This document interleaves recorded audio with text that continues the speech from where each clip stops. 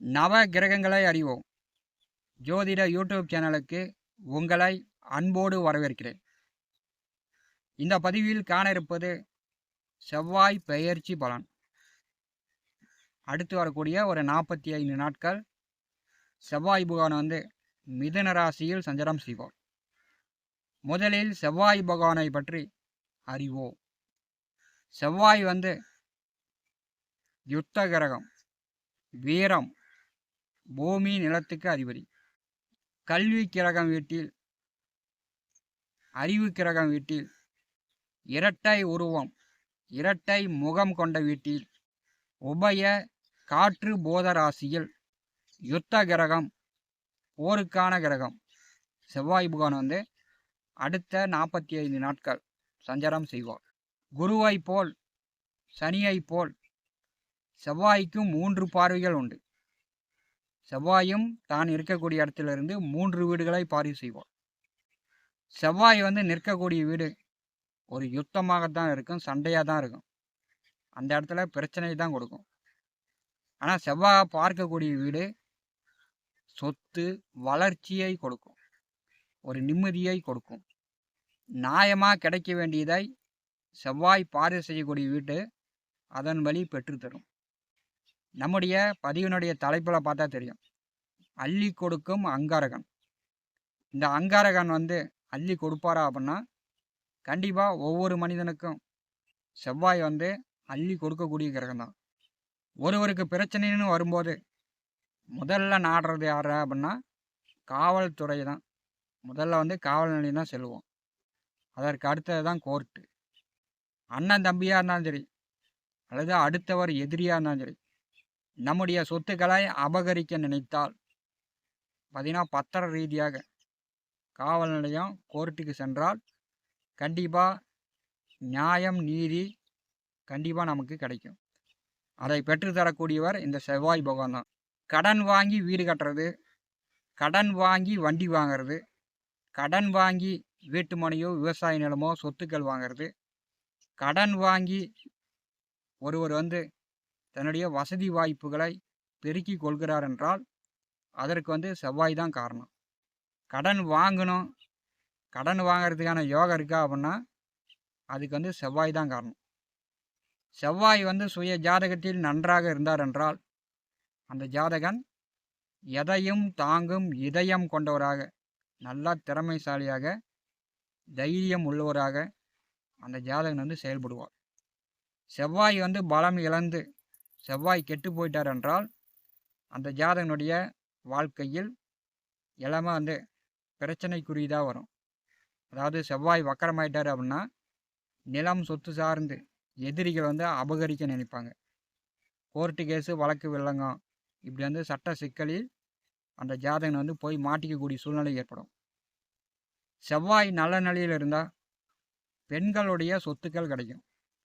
அதாவது பாட்டி வழியில், அம்மா வழியில், மனைவி வழியில் செவ்வாய் சுய ஜாதகத்தில் நல்ல நிலையில் இருந்தால் பெண்கள் வழி சொத்துக்கள் அனுபவிக்கலாம். தனுசு ராசி அன்பர்களுக்கு செவ்வாய் பெயர்ச்சி பலன் காணலாம். தனுசு ராசிக்கு 7வது வீட்டிலே மிருகசீரிஷ நட்சத்திரம் 3-4 பாதத்திலும், திருவாதிரை நட்சத்திரம் 4 பாதத்திலும், புனர்பூச நட்சத்திரம் 1-2-3 பாதத்திலும் அடுத்த 1.5 மாத காலம் செவ்வாய் சஞ்சாரம் செய்வார். தனுசு ராசி அன்பர்களுக்கு 5-12ஆம் அதிபதி செவ்வாய். 12ஆம் அதிபதி 7வது வீட்டிலே செல்லும் போது பார்த்தீங்கன்னா சிலருக்கு வெளியூரில் வேலை கிடைக்கலாம், வெளிநாட்டில் வேலை கிடைக்கலாம், வெளி மாநிலத்தில் மத்திய அரசு வேலை கிடைக்கலாம். இந்த மாதிரி உங்களுடைய வேலை பயணங்கள் இந்த காலகட்டத்தில் அதிகரிக்கும். வேலை இல்லை, வீட்டில் தான் இருந்தேன் அப்படின்னு சொல்லக்கூடியவர்கள் கூட இப்போ இந்த காலகட்டத்தில் உங்கள் பயணங்கள் தொடரும். வேலை கிடைச்சி வேலைக்கு போகிறேன் அப்படின்னு சொல்லலாம். 5ஆம் அதிபதி 7வது வீட்டிற்கு வரும்போது கோவில் சார்ந்து, கோவில் கட்டுமானம், திருவிழா, கோவில் கும்பாபிஷேகம், கோவில் சார்ந்து, கோவில் திருப்பணிகள் சார்ந்து உங்களுக்கு வேலை வரும். பணங்காசு செலவு பண்ணக்கூடிய சூழ்நிலை ஏற்படும். 5ஆம் அதிபதி 7வது வீட்டில் நின்று தனுசு ராசியை பாரி செய்கிறார். இப்போ வந்து குலதெய்வ வழிபாடு செய்யலாம். உங்களுடைய இஷ்ட தெய்வங்களுக்கு பெற்றலாம். செவ்வாய் வந்து முருகபெருமானுடைய அம்சம்.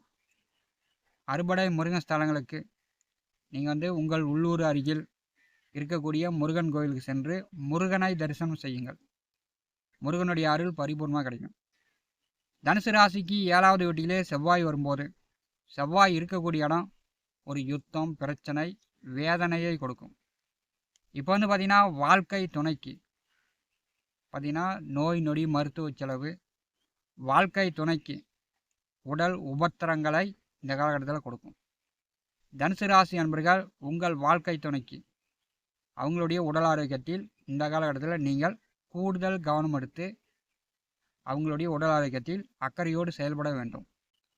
5ஆம் அதிபதி 7வது வீட்டில் வரும்போது இப்போ வந்து உங்கள் குழந்தைகள் கொஞ்சம் அதிகமாக தான் இருப்பாங்க. உங்கள் குழந்தைகளிடம் அல்லது உங்கள் வாழ்க்கை துணையிடம் நீங்கள் வந்து எதிர்வாதம் செய்வீங்க. உங்கள் குழந்தைகளை நீங்கள் மிரட்டுவீங்க. உங்கள் பிள்ளைங்க வந்து உங்களுக்கு மேலே உயரமாக வளர்ந்துருந்தாங்கன்னா அவங்க வந்து உங்களை மிரட்டுவாங்க. இப்போ ஒருத்தருக்கு ஒருத்தர் மிரட்டுறது, பயமுறுத்திக்கிறது, அந்த மாதிரியான சூழ்நிலையும் அடுத்த 1.5 மாத காலம் உங்கள் குடும்பத்தில் ஏற்படும். செவ்வாய் 7ஆம் வீட்டிற்கு வரும்போது அவர் வந்து மங்களாக்காரகன். பார்த்தீங்கன்னா யூனிஃபார்ம் சர்வீஸ் வேலையில் இருப்பவர்கள், லாரி, பஸ்ஸு, ஆட்டோ ஓட்டுநர்கள், மருத்துவம், காவல்துறை, யூனிஃபார்ம் சர்வீஸ் வேலையில் இருப்பவர்களுக்கு இந்த காலகட்டம் சிறப்பு. பொது சேவை ஈடுபாட்டில் உள்ளவர்களுக்கு இந்த காலகட்டம் சிறப்பு. 7வது வீட்டிலே செவ்வாய் நின்று தனுசு ராசியை பாரி செய்யும்போது கட்ட பஞ்சாயத்து, மற்றவர்கள் பிரச்சனை விவகாரங்களில் ஈடுபட்டு பிரச்சனையை தீர்த்து வைக்கக்கூடியவர்களுக்கு இந்த காலகட்டம் சிறப்பாக அமையும். வண்டி வாகன தொழில் செய்யக்கூடியவர்கள், விவசாயம், மண்ணிலம், பூமி சார்ந்த வேலை தொழில் செய்யக்கூடியவர்களுக்கு இந்த காலகட்டம் கொஞ்சம் கூடுதலான உழைப்பு இருக்கும். அதிகமாக வந்து கஷ்டப்படக்கூடிய சூழ்நிலை தனுசு ராசி என்பதற்கு அடுத்த 1.5 மாத காலம் உண்டு. தனுசு ராசிக்கு 7வது வீட்டிலே செவ்வாய் நின்று பார்த்தீங்கன்னா 4ஆம் பார்வையால் 10வது வீட்டை பாரி செய்கிறார். தொழில் ஜீவன கர்மஸ்தானத்தை செவ்வாய் பாரி செய்யும்போது தொழில் நன்றாக நடக்கும். தொழிலில் வந்து நல்ல வருமானம் பார்க்கலாம். அதே மாதிரி விவசாயம் செய்து கொண்டிருப்பவர்கள், வண்டி வாகன தொழில் செய்யக்கூடியவர்கள் 2-3 வண்டி சேர்த்து வாங்கிடலாம். நீங்களே முதலாளி ஆகலாம். விவசாயிகள் நல்லா பயிர் பண்ணி நல்ல வருமானம் சம்பாதிக்கலாம். 10வது வீட்டை செவ்வாய் பார்வை செய்யும்போது மனைவிக்கோ அல்லது மாமியாருக்கோ உடல்நலை சரியில்லாமல் போகும், மருத்துவ செலவுகளை ஏற்படுத்தும். 7ஆம் வீட்டில் நின்று 10வது வீட்டை செவ்வாய் பார்வை செய்யும்போது மருத்துவ செலவுகளும் உண்டு. தனுசு ராசிக்கு 2வது வீட்டை செவ்வாய் 8ஆம் பார்வையால் பாரி செய்கிறார். செவ்வாய் 2வது வீட்டை 8ஆம் பார்வையால் பாரி செய்யும்போது உங்கள் பேச்சில் வந்து சில ரகசியத்தனம் தெரியும். குடும்பத்துக்கு தெரியாமல் நீங்கள் வந்து மறைக்கிறக்கூடிய அமைப்பு உண்டு. அதனால் வந்து வெளிப்படையாக எல்லாமே சொல்ல முடியாது. 2வது வீட்டை செவ்வாய் 8ஆம் பார்வையால் பாரி செய்யும்போது தனுசு ராசி அன்பர்கள் நீங்கள் வந்து மற்றவர்களை குறை சொல்லாமல் எடுத்தெறிந்து பேசாமல் பார்த்துக்கிட்டீங்கன்னா போதும். 2வது வீட்டை செவ்வாய் பார்வை செய்யும்போது சிலருக்கு பல்வலி, முகம், வாய், நாக்கு, தொண்டை சார்ந்து சில பிரச்சனைகள் வரலாம். பல்லு வலிக்கலாம், பல்லு பிடுங்குற மாதிரி, பல் டாக்டரை பார்க்குற மாதிரி, நாக்கு தொண்டை சார்ந்து பிரச்சனைகளும் இந்த காலகட்டத்தில் ஏற்படலாம். 2வது வீட்டை செவ்வாய் பார்வை செய்தாலே கண் வலி வரும், கண் எரிச்சலாக இருக்கும். அதனால் வந்து நேரத்துக்கு சாப்பிட்டு நேரத்தில் படுத்து உறங்க வேண்டும். செவ்வாயுடைய நேர் 7ஆம் பார்வை தனுசு ராசியின் மேல் விழுகிறது. செவ்வாய் வந்து ராசியை பார்த்தாலே நல்லா சுறுசுறுப்பாக, தைரியமாக, வீரமாக செயல்படுவீங்க.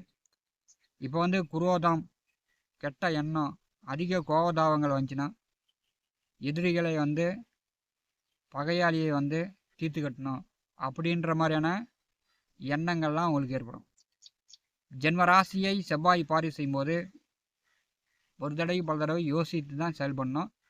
தியானம் பண்ணுங்க, உடற்பயிற்சி செய்யுங்க. அதிக கோபம் இல்லாமல் அடுத்த 1.5 மாத காலம் தனுசு ராசி என்பவர்கள் பார்த்து கொள்வது நல்லது. நவ கிரகங்களை அறிவோம். இந்த ஜோதிட யூடியூப் சேனலில் தினந்தோறும் ஜோதிட பலன்கள் பதிவிடப்படும். நம்முடைய சேனலை பார்த்து கொண்டிருக்கக்கூடிய அமர்கள் சப்ஸ்கிரைப் செய்து கூடவே இருக்கின்ற ஆல் பட்டன் அழுத்திங்க. நன்றி, வணக்கம்.